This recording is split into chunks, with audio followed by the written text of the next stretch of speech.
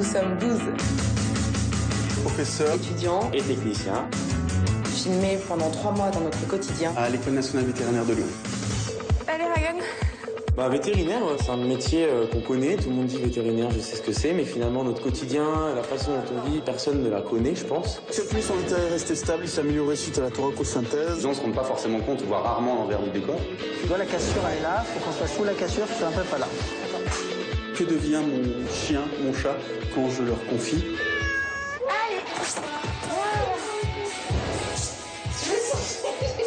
C'est un beau métier, mais c'est pas forcément toujours facile. Elle a mis la copine en arrêt. Donc, on a tout vite. Au quotidien, on est tout le temps ensemble, on réfléchit ensemble, on travaille ensemble, on rigole ensemble.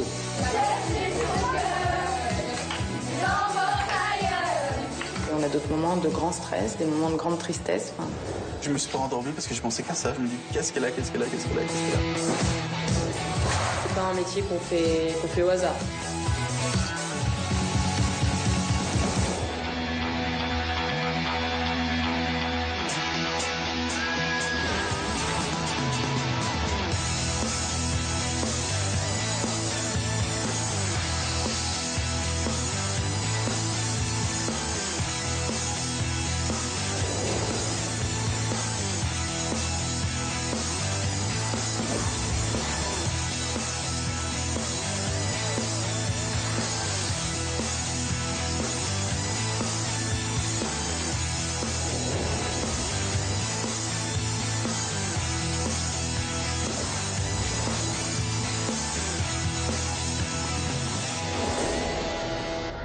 Noisette, c'est une petite minette d'une quinzaine d'années que je suis en cancérologie parce qu'on lui a diagnostiqué une tumeur des cavités nasales. 3,26 kg, c'est bien, elle reprend du poids. On la traite par chimiothérapie. Tu veux lui faire? Donc il faut que tu appuies. On arrive à évaluer un petit peu la reprise de l'état général chez le chat par une reprise d'agressivité. C'est fini. Non mais, Noisette, c'est non. Donc voilà, ça va de mieux en mieux. À la lecture de la radio, on voit qu'elle commence à avoir des petits soucis dans les articulations à cause du pus et de l'infection et l'articulation qui se déforme. Donc, le but de cette opération, c'est juste de vider l'abcès, d'enlever le pus et que ça cicatrise et qu'elle remarche. Après, c'est pas sûr qu'elle remarche étant donné que les articulations ont été déformées. Mais bon, c'est au moins la soulager. Tu prends l'affaire ? Mozart, c'est un jeune chat de 4 ans que je suis depuis un petit peu plus d'1 mois maintenant, des calculs dans l'appareil urinaire. Et malheureusement, les choses restent identiques. Donc là, on est obligé de prendre une décision chirurgicale. C'est une intervention qui est très délicate parce que l'appareil urinaire du chat est tout petit.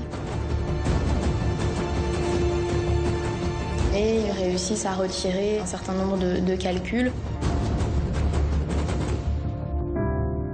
C'est des post-opératoires qui sont extrêmement compliqués. C'est très difficile de prévoir comment ça va se passer.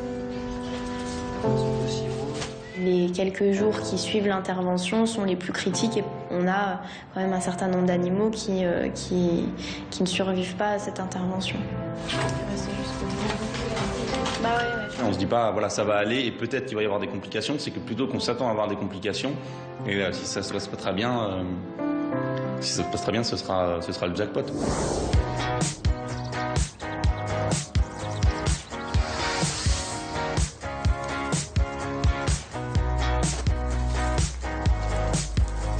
Est-ce que vous voulez que je donne des nouvelles de Mozart avant qu'on commence? Bon, j'ai pas des nouvelles fraîches de ce matin 8h, mais par contre, j'ai regardé le compte-rendu du CMU. Jusqu'à 4h du matin, a priori, ça allait pas trop mal. Mozart, c'est un jeune chat de 4 ans que je suis depuis un petit peu plus d'1 mois maintenant. Et donc, je le revois aujourd'hui pour un contrôle échographique, voir où en sont ses calculs, vérifier bien entendu les paramètres rénaux et puis l'état clinique du chat. Il s'est bien réveillé, il a recommencé à devenir un petit peu dysphorique. Alors est-ce que c'était la douleur aussi? C'est pas impossible. Donc on verra à la ronde comment ça se passe. J'espère que ça va bien se passer. Donc après la ronde, on va au CMU pour les transferts. Ce qui me permet de voir un petit peu Mozart, de voir qu'il est debout dans sa cage. Un peu dysphorique, mais ça va. Ouais, parce que bon, il a un caractère qui est pas évident avec nous en hospice, mais on arrive quand même Ah bah à... il se laisse faire. Ouais, là, il se laisse faire. Si, il voit que des éléphants roses. Ouais. Bah tant mieux, hein. Je préfère qu'il voit des éléphants roses plutôt qu'il ait mal. Hein. Ah non, ça va, ça se passe bien. Pression artérielle, ça a été plutôt Là, il a stable. 110. Ouais, c'est Ok. stable. Bon, bah super, je suis bien contente. Ouais, non. Croise les doigts. Ça y est.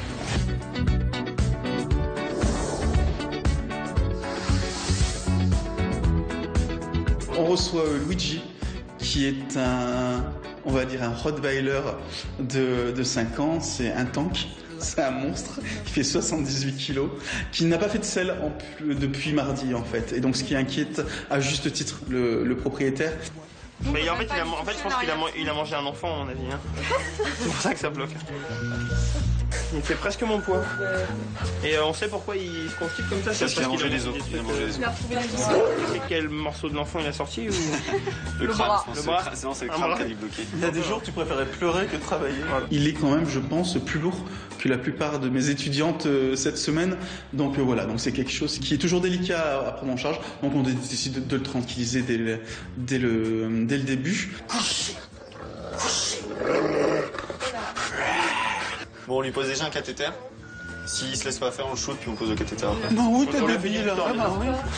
Et hop, papier moi. Donc je montre à Paul comment on tranquillise un chien qui est agressif. Donc en fait on sort du SIAMU, on a des petits anneaux en métal. La technique consiste en fait à passer la laisse dans l'anneau, on tire la laisse pour que l'animal soit bloqué au niveau du coulier, pour qu'on puisse le bloquer à l'arrière et simplement lui faire une injection du tranquillisant. Luigi. Tout va bien, pépère. Hop, on détache. Bon, alors on va faire un petit dodo tranquille. Je le mets dans une salle de consulte ou je le mets là? Il faut le mettre dans un endroit où on le récupère. Je pense l'anneau. Ou bah non, dans une salle de consulte, mais tu le laisses avec la laisse. Ouais. Allez Luigi, tu t'endors? Je te présente. On attend.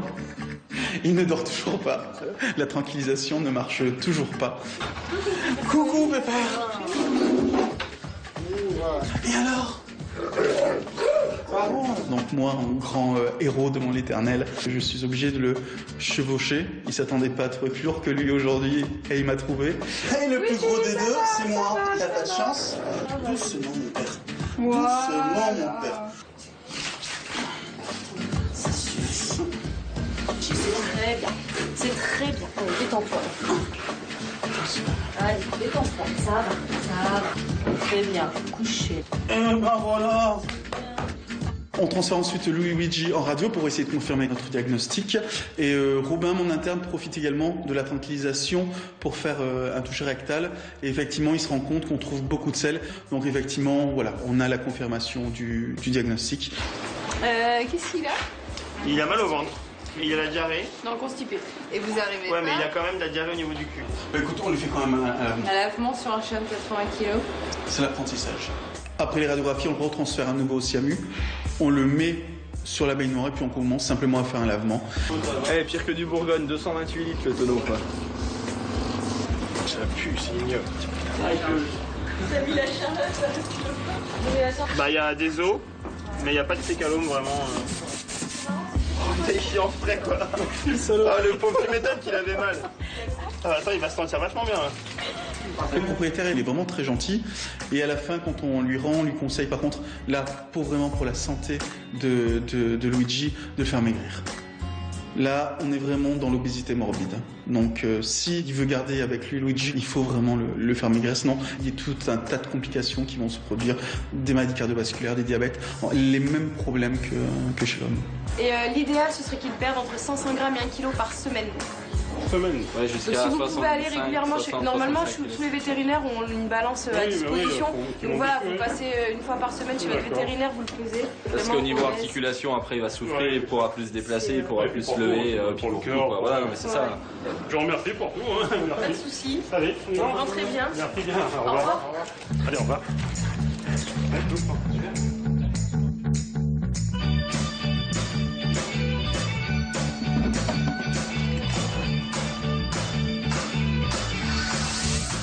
Ce matin, c'est la journée ambulante, donc on travaille avec les vétérinaires de l'UCRA, donc c'est la clinique qui travaille avec l'école en rural.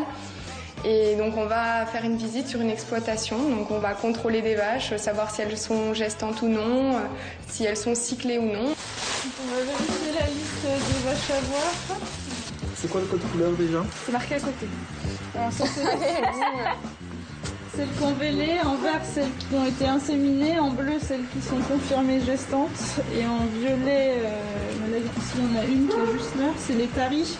Donc il y en a une qui est sur le terme là. J'aime bien parce que c'est quelque chose qui sort de l'ordinaire et puis c'est des gestes techniques qui permettent aussi de vraiment connaître l'anatomie de la vache, vraiment connaître le cycle dans la reproduction. Pour ça, il faut qu'on fasse des fouilles transrectales, donc avec un petit gant et puis après, on y va quoi. donc c'est marrant parce que du coup, on les fouille à la chaîne.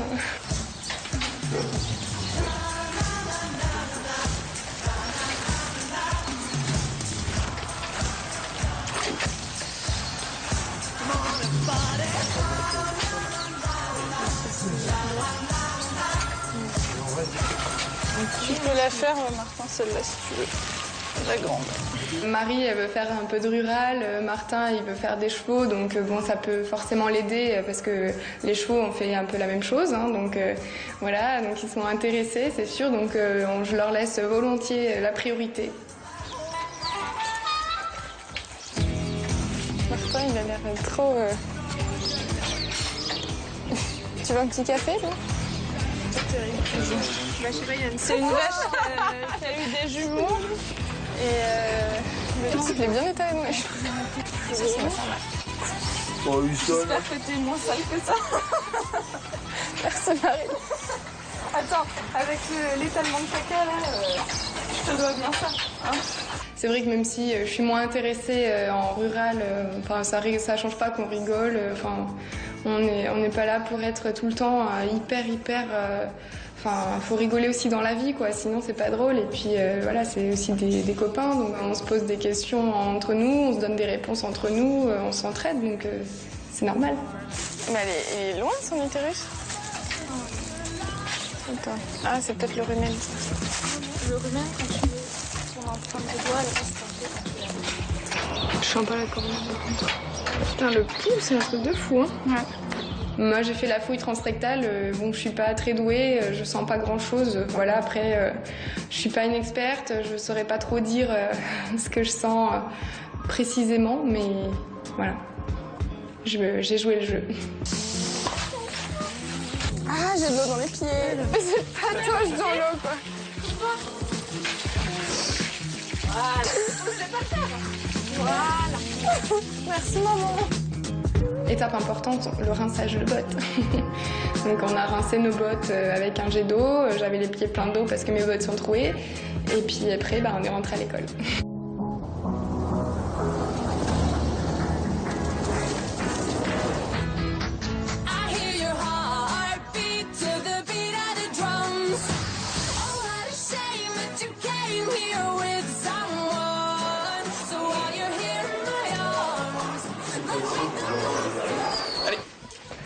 Radio de plateau.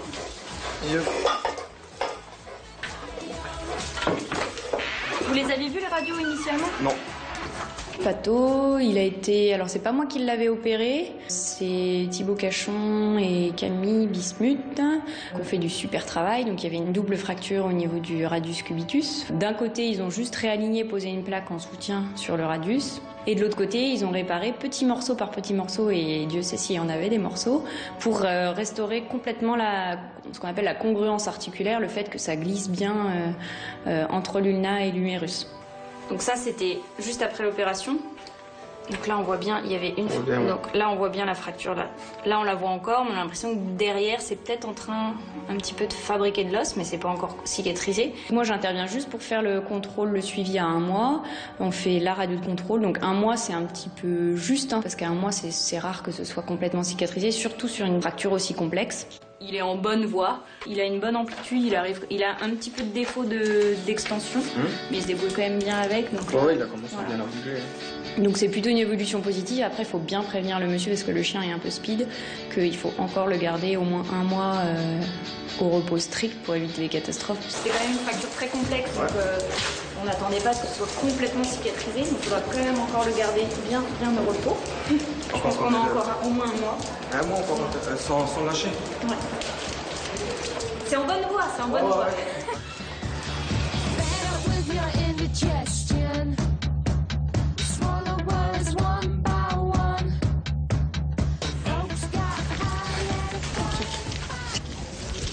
Voilà. On fait une petite sieste. Petite sieste. Tu mets dessus ou... Oui, vas-y. Gino, il venait parce qu'il avait une plaie importante de scalp sur la patte avant gauche. Donc il a eu une chirurgie de tunnelisation. Donc on lui a glissé la patte sous un décollement de peau du flanc. Donc il avait la patte prisonnière de son flanc. Donc ça n'a pas marché tout de suite, mais le propriétaire voulait conserver la patte. Il ne voulait pas l'amputer parce qu'il voulait se servir de Gino pour la chasse. On l'a pris en charge et finalement la chirurgie a bien marché. Là, mon Gino, j'aime bien. Alors, on va se coucher, mon grand. Voilà. C'est bien, mon grand, t'es sage. Donc, je m'appelle Aurélie, je suis assistante de chirurgie donc à l'école vétérinaire de Lyon. Je suis à l'école depuis, c'est ma 7e année là maintenant. On enlève donc tout ce qui a été fait, on regarde bien dans le pansement l'aspect que ça a pour savoir si on doit le changer plus souvent, moins souvent, s'il y a des sécrétions, ce genre de choses, comment la plaie répond en fait au pansement. Franchement, c'est pas mal. Parce que là, tu vois, c'est bien granulé. Ouais. Ça commence à être joli, il a l'air viable. Oui, c'est clair. Même là, hein, c'était vraiment sale, un peu purulent, tu vois. Oui. Et c'est joli, hein. C'est vraiment pas mal.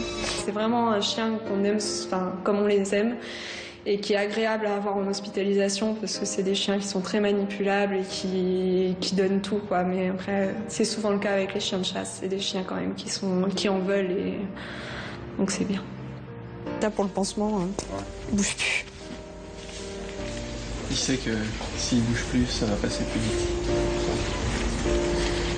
Le docteur, qui est donc responsable du cas, vient vérifier la plaie, regarder un petit peu où ça en est, nous donner ses conseils sur le type de pansement à utiliser, ce qu'il mettrait, etc. Alors Gino, qu'est-ce qu'il a Gino?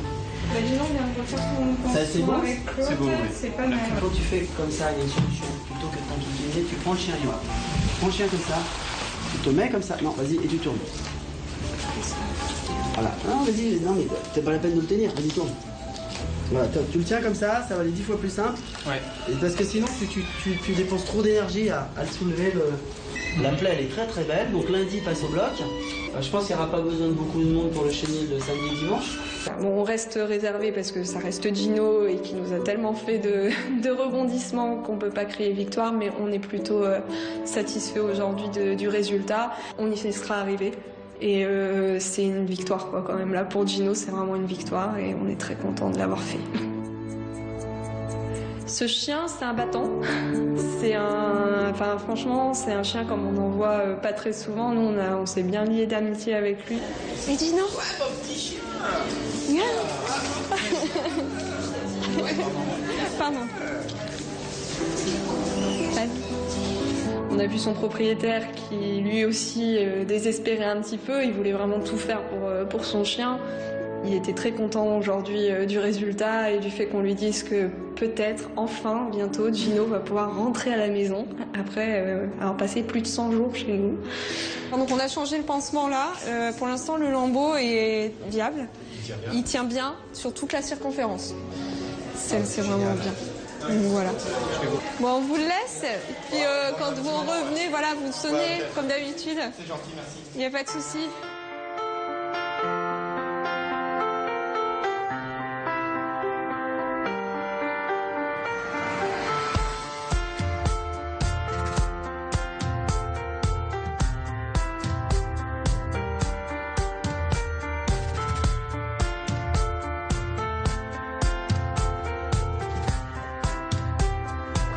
C'est le départ en week-end, on part tous à la montagne. On a envie de 2 jours un peu tranquilles, sans ordinateur, sans mail, sans Enfin, on a nos portables, mais on est tous entre nous, donc de toute façon, ils sonnent pas beaucoup. Et voilà, c'est parti pour un bon moment. Tu prends des moon boots ou des chaussures de rando? Je prends les deux, ouais, c'est ce que je vais faire. Oui, Mathéo, ça va? Je viens d'avoir Sabine et Tiffaine, elles me disent qu'il y a beaucoup de neige au col. Et que du coup, t'as des pneus neige, toi? Donc on part à 2 voitures vendredi en fin d'après-midi avec Marion, Audrey, Alice, Alison et Théodora. Donc je passe chercher Quentin, parce que lui il préfère laisser sa voiture devant chez lui pour un week-end, c'est vrai que c'est toujours plus sûr. Et puis après on se rejoint à l'arrêt, on organise les voitures et puis on décolle. Oh, ça c'est chiant. Ça va être la galère quoi. Mais on peut mettre chez Audrey ça sûrement. Pour le moment je mets tout là. J'espère qu'ils sont pas partis déjà quoi. Moi il y a encore des choses qui vont rentrer derrière avec mon chien, il n'y a pas besoin d'un max de place. Hein. Attends. Non mais ça va rentrer par exemple. On est une dizaine, plus de 3 chiens.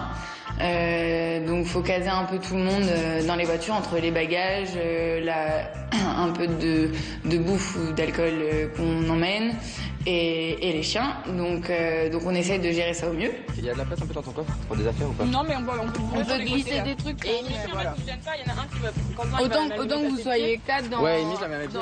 Vous prenez plutôt des valises parce que Amy elle va stresser si elle est pas avec Quentin et moi le mien s'il est pas avec moi c'est même pas la peine, il va être relou. On a les chiens cassés. On a les chiens toqués quoi.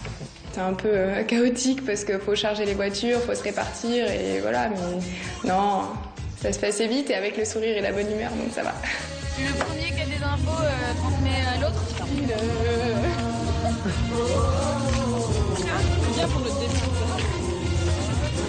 On a essayé de tous réserver notre week-end bien à l'avance pour être entre nous, à faire des balades et à discuter et voilà, et à profiter un petit peu de nous sans être soit dans le contexte des cliniques, soit dans le contexte de la revue, quoi.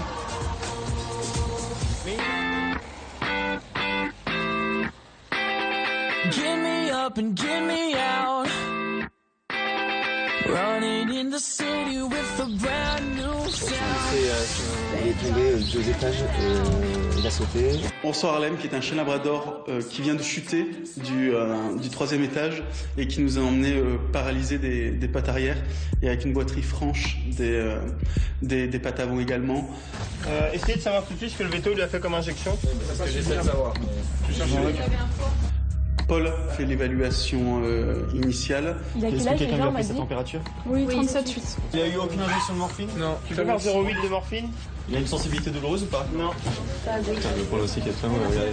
On fait des radiographies de la colonne vertébrale qui confirment la présence effectivement d'une fracture vertébrale avec des lésions a priori qu'on ne voit pas à la radio mais qu'on suspecte étant donné l'examen neurologique de lésions très sévères de la moelle épinière. Je vous cache pas que là c'est une prise en charge qui va être très très lourde si on veut vraiment aller au bout de la chose et avec un pronostic qui malheureusement est plutôt assez mauvais. Si on fait vraiment la démarche jusqu'au bout, ça va être une somme qui va être assez conséquente. On explique aux propriétaires effectivement quelles sont les chances de récupération et surtout les risques malheureusement très grands qu'ils ne récupèrent pas. Pour l'instant ils m'ont l'air partants les gens. Ouais, Ça casse. je pense qu'on l'a. Oui, Je vais appeler c'est pour ça que je leur dis qu'on allait appeler les chirurgiens. Chiffré autant au niveau pronostic qu'au niveau financier, parce qu'il y a vraiment deux choses qui se... Je leur ai déjà annoncé que c'était... Oui. Donc ensuite c'est Mathilde qui évalue tous ces pronostics de récupération fonctionnelle. Le pronostic forcément il n'est pas très bon parce que c'est un grand chien, c'est un traumatisme et en plus on n'a plus du tout de sensibilité douloureuse profonde. Donc la moelle est atteinte de façon très importante et en plus on sait que la récupération fonctionnelle elle sera pas idéale parce qu'on est sur un gros chien, la physiothérapie sera très difficile à faire. On est un chien qui fait 35 kilos, enfin 30-35 kilos, paralysé. Donc les soins c'est super lourd, les gens si jamais ils récupèrent pas c'est super lourd. C'est pas comme un petit Yorkshire qu'on peut prendre dans les bras et tout ça. On décide d'aller voir les gens, de leur expliquer un petit peu tout parce que c'est beau d'aller essayer de réparer, d'aller réparer la luxation vertébrale, mais il faut savoir que derrière il y a un post-opératoire et des complications qui sont très importantes. Bonjour. Donc on a évalué votre petit chien, j'ai regardé aussi les radios de votre vétérinaire. Le pronostic est pas bon du tout. Ça, faut que vous en soyez conscient avant d'aller engager des frais qui seront de toute façon importants. Et après, on n'est pas encore au courant de toutes les lésions qu'il peut y avoir autres au niveau du thorax éventuellement parce qu'il respire quand même difficilement. Donc on va faire une radio de thorax pour voir un petit peu où on en est à ce niveau-là. Dans ce genre de cas, les gens sont vraiment ils sont un peu sous le choc et ils ont du mal à prendre leurs décisions. Il ne faut pas non plus qu'ils prennent leurs décisions à la va-vite et qu'ils regrettent derrière. Donc que ce soit dans un sens ou dans l'autre. C'est pour ça que nous, on leur laisse quand même un peu de temps. On essaie d'expliquer toutes les conséquences de tout ça et de bien les prévenir aussi du pronostic.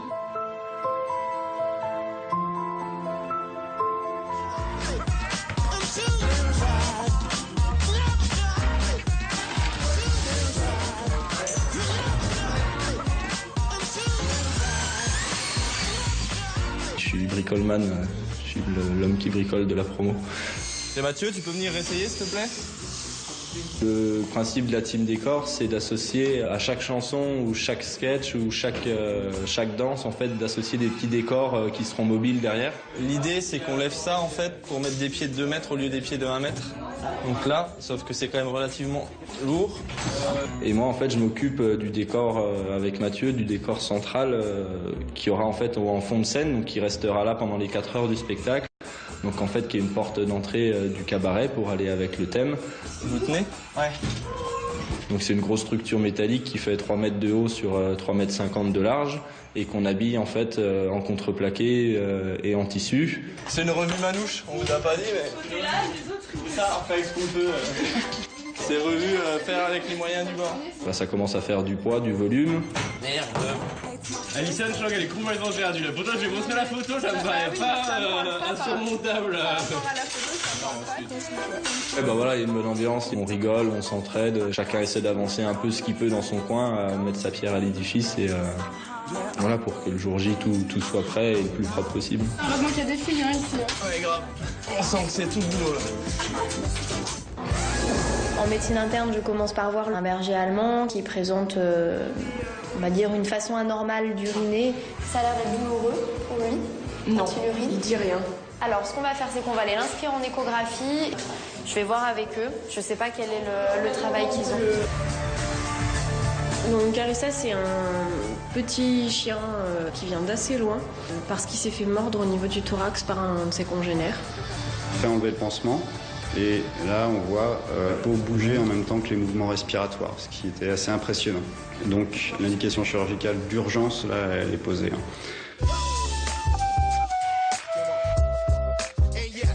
C'est l'enregistrement du CD de la revue. Ça commence par l'enregistrement des instruments.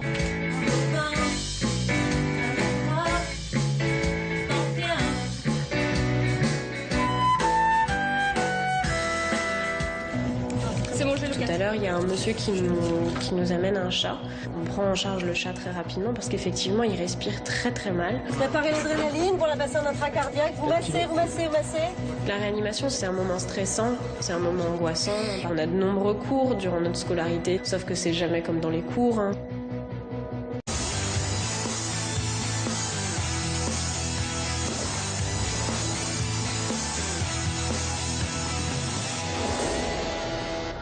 Noisette, c'est une petite minette d'une quinzaine d'années que je suis en cancérologie parce qu'on lui a diagnostiqué une tumeur des cavités nasales. 3,26 kg, c'est bien, elle reprend du poids. On la traite par chimiothérapie. Tu veux lui faire? Donc il faut que tu appuies. On arrive à évaluer un petit peu la reprise de l'état général chez le chat par une reprise d'agressivité. C'est fini. Non mais, Noisette, c'est non. Donc voilà, ça va de mieux en mieux. À la lecture de la radio, on voit qu'elle commence à avoir des petits soucis dans les articulations à cause du pus et de l'infection et l'articulation qui se déforme. Donc le but de cette opération, c'est juste de vider l'abcès, d'enlever le pus et que ça cicatrise et qu'elle remarche. Après, c'est pas sûr qu'elle remarche étant donné que les articulations ont été déformées. Mais bon, c'est au moins la soulager.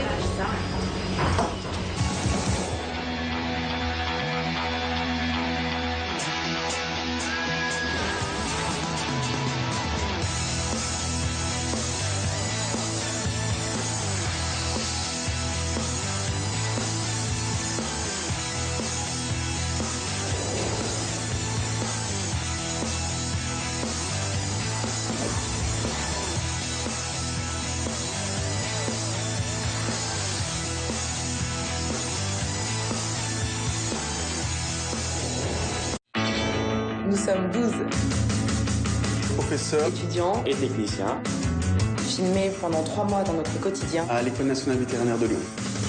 Allez, Ryan. Vétérinaire, c'est un métier qu'on connaît, tout le monde dit vétérinaire, je sais ce que c'est, mais finalement notre quotidien, la façon dont on vit, personne ne la connaît, je pense. C'est plus son intérêt resté stable, il s'est amélioré suite à la thoracosynthèse. Les gens ne se rendent pas forcément compte, voire rarement l'envers du décor. Tu vois, la cassure, elle est là, faut qu'on soit sous la cassure, je suis un peu pas là. Que devient mon chien, mon chat, quand je leur confie?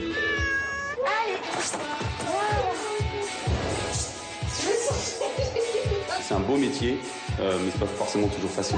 Elle a mis la copine en arrêt. Donc on intube vite. Au quotidien, on est tout le temps ensemble, on réfléchit ensemble, on travaille ensemble, on rigole ensemble.